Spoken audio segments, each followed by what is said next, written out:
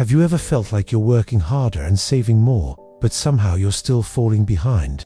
Like there's an invisible force making it harder to get ahead? Well, you're not wrong. Today, we're going to pull back the curtain on one of the most significant yet least understood economic phenomena of our time: the silent wealth transfer. This is the story of how our monetary system quietly moves wealth from the hands of savers to the owners of assets. It's a game where the rules aren't always clear, but by the end of this video, you'll understand exactly how it's played. So, who are the players in this game? On one side, we have the creditors or savers. This is anyone who holds cash, has money in a savings account, or owns bonds. Essentially, you're a creditor if you are lending your money to the system, expecting to get it back with a little bit of interest. You're playing it safe, doing what we've all been taught to do: save diligently for a rainy day. On the other side, we have the owners. These are the people who own real, tangible things. We call them assets. This includes real estate like houses or apartments, stocks which represent ownership in companies, precious metals like gold, or even fine art. They don't just hold currency, they own a piece of the economic pie. Now, imagine a simple seesaw. On one end, you have the savers, and on the other, the asset owners. In a perfectly stable world, this seesaw would be balanced. But our world isn't perfectly stable. The force that constantly tilts this seesaw is something we all know: inflation. What is inflation, really? In simple terms, it's the rate at which the general level of prices for goods and services is rising, and subsequently, the purchasing power of currency is falling. Your dollar today buys less than it did yesterday. Central banks often target a small, healthy inflation rate, usually around 2% per year. They achieve this by managing the money supply. When they want to stimulate the economy, they can increase the amount of money in circulation, a process often called printing money, though today it's mostly digital. This is also known as currency debasement. The more dollars there are, the less each individual dollar is worth. Let's see how this affects our two players. First, the saver. Let's say you're a super disciplined saver, and you put $100,000 in a savings account. You're proud of your nest egg. The bank offers you 1% interest per year. So after a year, you have $101,000. Seems like you made money, right? But wait, what if inflation that year was 3%? While your dollar amount went up, the actual purchasing power of your money went down. The cost of everything from groceries to gas to rent went up by 3%. So, even though you have more dollars, those dollars buy you 2% less than they did a year ago. Your wealth has silently eroded. You lent your money to the system, and when you got it back, it was worth less. This is the core of the silent wealth transfer. You, the creditor, lost real value. Now, let's look at the other side of the seesaw: asset owner. Imagine, instead of putting that $100,000 in a savings account, you used it to buy a small rental property. You become a landlord, an owner. Let's say the property was worth $100,000. Now, that same 3% inflation hits. What happens to the value of your property? Real assets, like houses, tend to rise in value, along with inflation, and often even faster. Why? Because the cost to build a new house has gone up. Labor is more expensive, materials are more expensive. So, existing houses become more valuable. Your property might now be worth $103,000, or maybe even more. You haven't done anything, you just owned the asset. While the saver lost 2% of their purchasing power, you gained 3%. The seesaw has tilted firmly in your favor, and it gets even more interesting when debt is involved. Most asset owners don't buy property with cash, they use a mortgage. Let's say you took out an $80,000 loan to buy that house. That $80,000 is a fixed number. You owe the bank $80,000 plus interest. But as inflation rises, the value of those dollars you have to pay back decreases. You're paying back your loan with cheaper, less valuable money in the future. Meanwhile, the value of your asset, the house, is increasing. So, inflation is simultaneously boosting the value of what you own while devaluing what you own. This is an incredibly powerful combination for building wealth. The system is literally designed to reward owners who use leverage or debt to acquire assets. This isn't some grand conspiracy. It's just the mechanics of our modern monetary system. When economies face downturns or crises, what's the first thing governments and central banks do? They inject massive amounts of liquidity money into the system to prevent a collapse. This happened in 2008, and it happened on an even larger scale in 2020. This flood of new money has to go somewhere.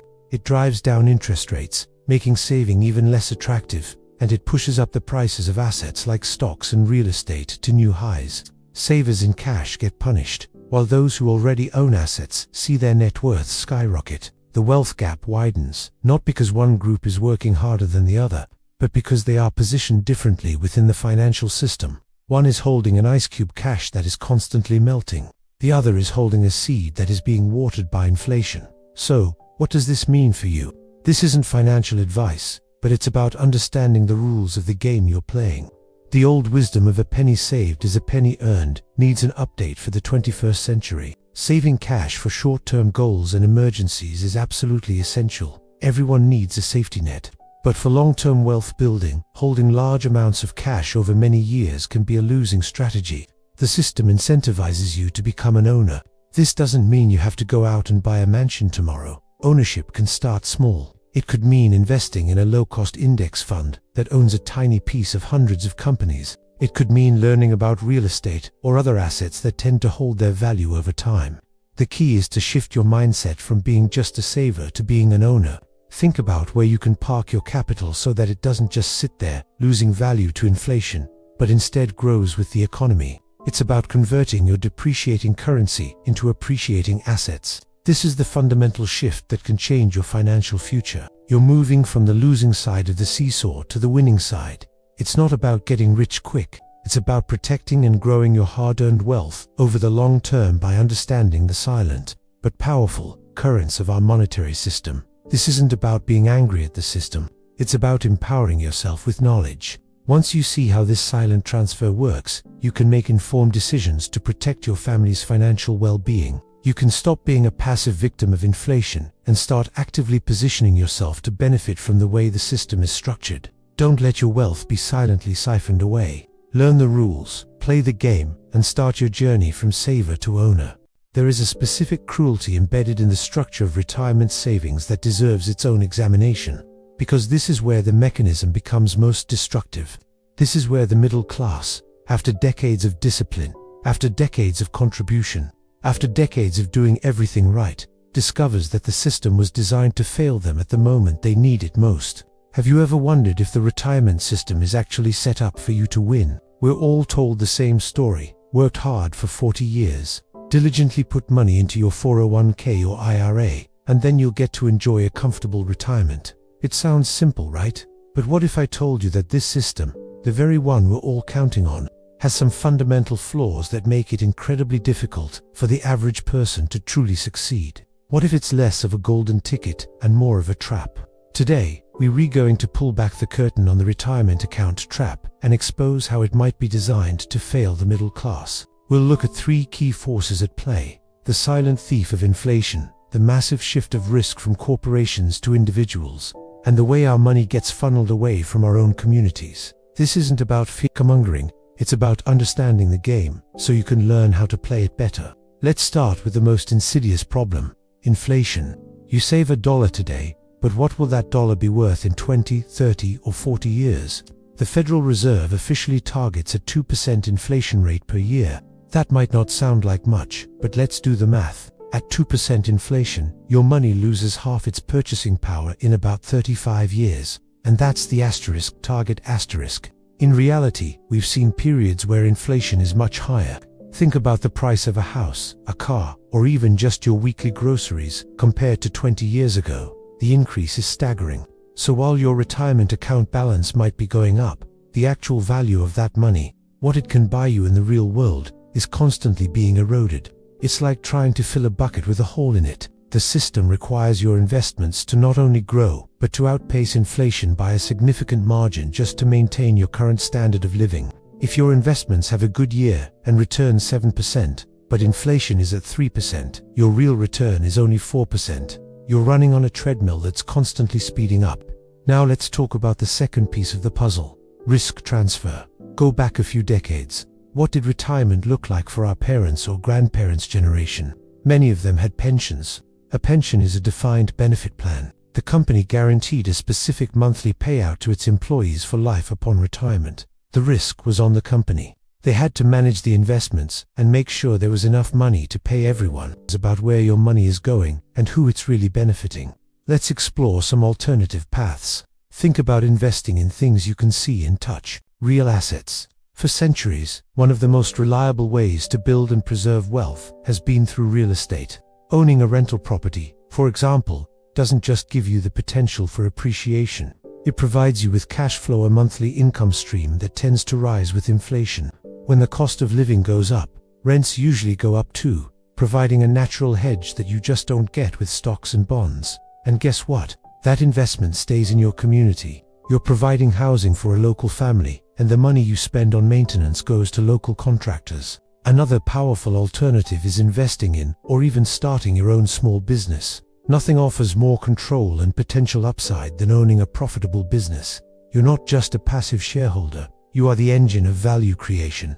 You are directly building an asset that serves your community and generates income for you and your family, completely outside the Wall Street system. These are not get-rich-quick schemes. They require work, education, and a different kind of risk. But it's a calculated risk, one where you have far more control over the outcome. The point is to diversify not just your assets, but your strategies. Maybe a portion of your savings still goes into a traditional retirement account for the tax benefits or the company matched you. Don't leave free money on the table, but don't let it be your only plan. Don't put all your eggs in a basket that has a hole in the bottom and is being carried by someone else. Start educating yourself about real estate, about small business, about other assets that create real value and real cash flow. Read books, listen to podcasts, talk to people who have successfully built wealth outside of the stock market. Knowledge is the antidote to fear and the foundation of a better financial future.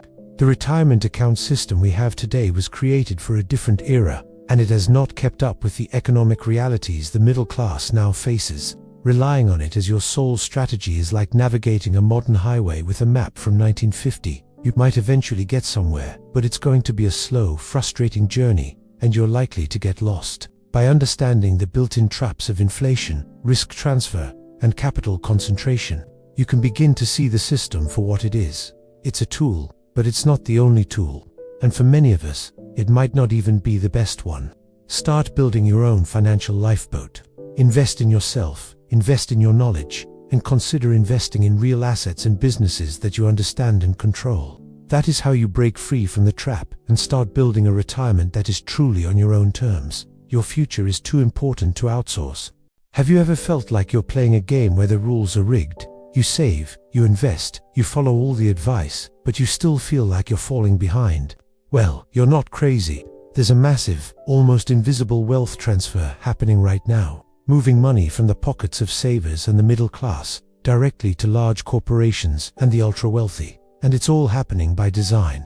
Today, we're going to pull back the curtain on this system, and I'll show you exactly how it works. Let's start with a concept that sounds complicated, but is actually simple: the difference between creditors and owners. If you have a savings account, a pension, or own government or corporate bonds, you're a creditor. You're lending your money out in exchange for a promise to be paid back with interest. On the other hand, if you own stocks, real estate, or a business, you're an owner. You own a piece of the asset itself. This distinction is the key to understanding everything. For decades, we've been told that being a creditor is safe. Buy bonds, they say, they're stable. But what happens when the system is flooded with newly created money? This is what we call inflation. Imagine you lend someone $100. A year later, they pay you back $102. It looks like you made a 2% profit. But what if, during that year, the price of everything, food, gas, housing, went up by 5%? Your $102 now buys less than your original $100 did. In real terms, you've lost money. You've lost purchasing power. This is the hidden trap of being a creditor in an inflationary world. Now, let's look at what the big players do. When a large corporation gets into trouble, what often happens? We see bailouts. The government and central banks step in to make sure the company doesn't default on its debts. This sounds good for creditors, right? Their bonds are safe. But here's the catch. These bailouts are often funded by creating more money, which fuels inflation. So while the nominal value of your bond number on the paper is protected, its real value, its purchasing power, is being destroyed. The corporation survives, but the creditor who lent them money effectively takes a loss. The system protects the name on the bond, but not the value in your pocket. So why do so many of us end up in this losing position? This is where the financial advice industry comes in. Many financial advisors operate on models developed decades ago, like modern portfolio theory. This theory was created in the 1950s, a completely different economic era. It preaches diversification and recommends a heavy allocation to bonds for safety and stability. Your typical 60/40 portfolios, 60% stocks, 40% bonds is a direct result of this thinking. Advisors guide millions of people into these portfolios, telling them it's the prudent thing to do.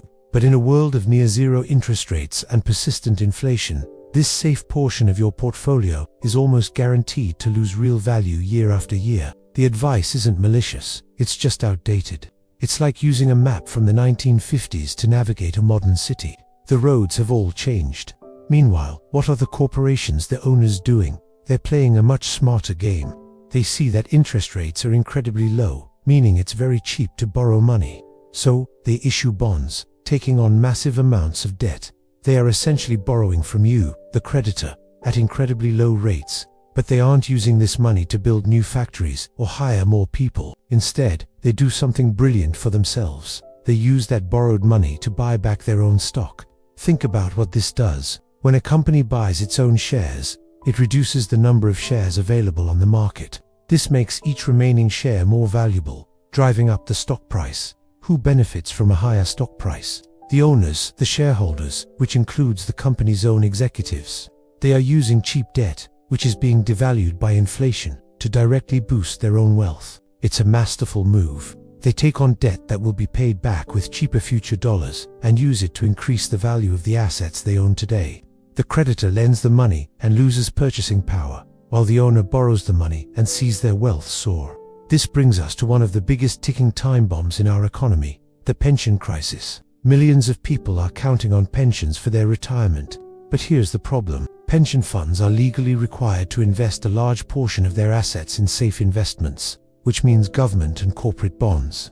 As we've already seen, these bonds are often yielding negative real returns. They pay an interest rate that is lower than the rate of inflation. The math is brutal and unavoidable. If a pension fund needs to earn, say, 7% a year to meet its future obligations, but its safe investments are losing 2% a year in real terms, how can it possibly succeed? It can't. The fund is mathematically guaranteed to fall short. This isn't a maybe, it's an inevitability. Every year, the hole gets deeper. The promises made to millions of future retirees are being eroded by the very system designed to protect them. They are forced to be creditors in a game that punishes creditors. So how did we get here?